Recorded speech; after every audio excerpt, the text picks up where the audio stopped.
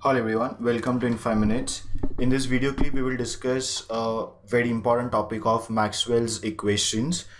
Maxwell formulated a set of equations involving the electric and magnetic fields and their sources, that is the charge and the current densities. These are known as Maxwell's equation.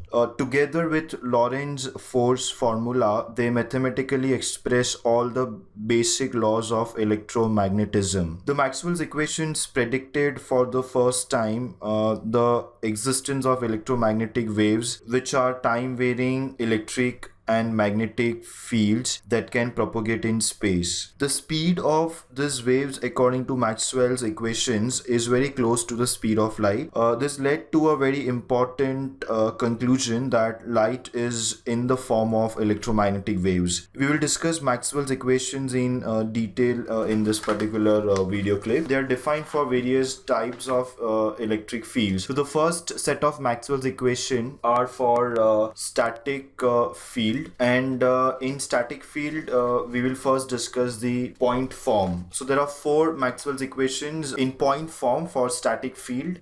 The first equation states that electric flux per unit volume leaving a small volume is equal to the volume charge density. The volume charge density is nothing but rho v, and electric flux per unit volume can be mathematically expressed with the help of an operation called del dot d bar. So del dot d bar is equal to rho v. That's the first Maxwell's equation.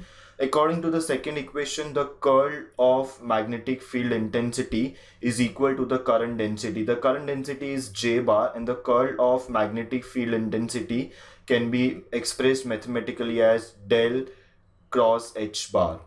The third equation says that the curl of electric field intensity is zero. That means if we find out del cross E bar, then it will result into zero value. And according to the fourth equation, the static magnetic field, the total outgoing flux is always zero. The outgoing flux can be again measured similar to the first equation as del dot B bar. So del dot B bar will be always zero. That means for a static magnetic field, the total outgoing flux is always zero.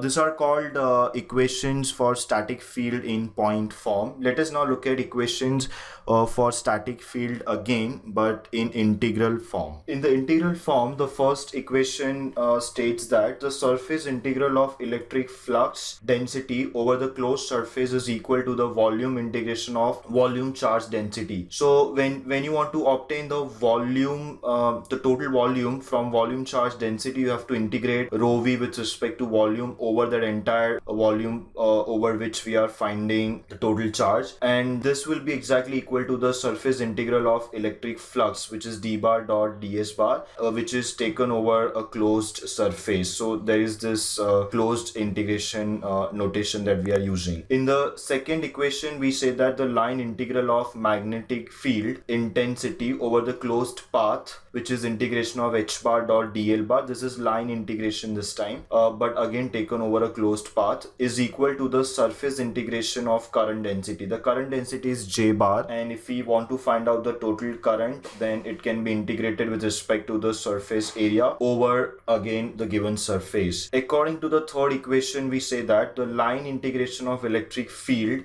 intensity over the closed path is always zero. So if we integrate electric field intensity with respect to a straight line over a closed path, it will result into a zero value. And similarly, like integration of electric field intensity, the net magnetic flux entering and leaving the closed surface is always zero. This is similar to saying that magnetic flux B bar integrated with respect to the given surface over a closed surface again is equal to zero. So these four equations you can see are in the integral form. They are similar to the equations in the point form, but this particular set of equations, like the previous set, are also defined for static field.